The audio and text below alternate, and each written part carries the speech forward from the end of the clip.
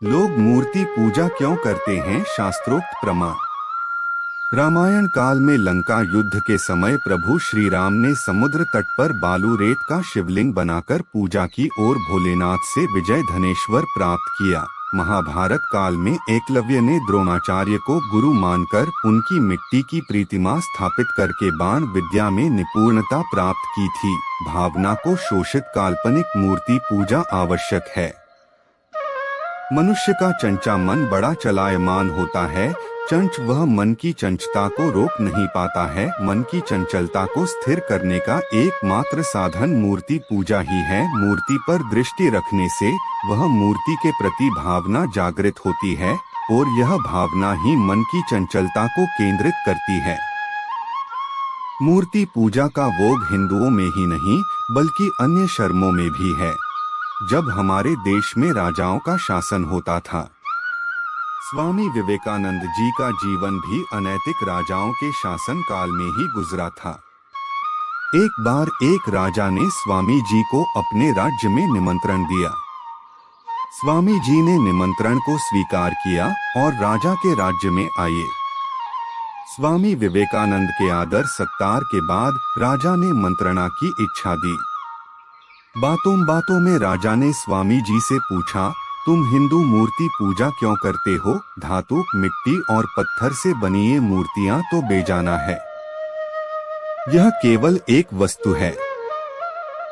मैं यह सब नहीं करता। उस राजा के सिंहासन के पीछे एक तस्वीर थी जिस पर विवेकानंद जी की नजर पड़ी। स्वामी जी ने राजा से पूछा, यह तस्वीर किसकी है?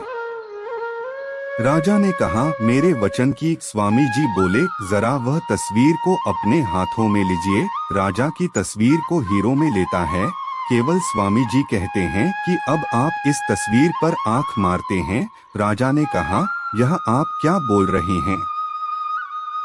स्वामी जी ने अपनी बात फिर से दोहराई। राजा क्रोध से कहता है, स्वामी जी आप होश में तो है, मैं यह काम कदापि नहीं कर सकता। स्वामी बोले, क्यों? ये तस्वीर तो बस एक कागज का टुकड़ा है जिसमें कुछ अजीज रंग है। इसमें ना तो जान है, ना स्वर, ना तो ये सूर्य और बोल हो सकता है। यहाँ तक कि इस तस्वीर में हड्डियां और प्राण भी नहीं है। फिर भी आप इस तस्वीर पर ठिकाना नहीं लगा सकते कि क्यों? राजन, आप इस तस्वीर में अपने पिता का स्वरूप देखते हैं। इस तस्वीर को नजरअंदाज करना आप अपने पिता का नजरअंदाज करना समझ सकते हैं।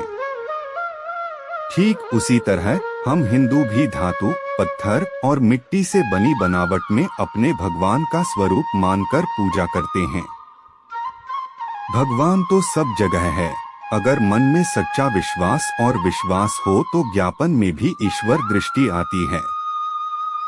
हम हिंदू शिल्प को ईश्वर का मानकर अपने मन को एकग्रचित कर मूर्ति पूजा करते हैं, क्योंकि हम यह मानते हैं कि ईश्वर तो कण कण में है।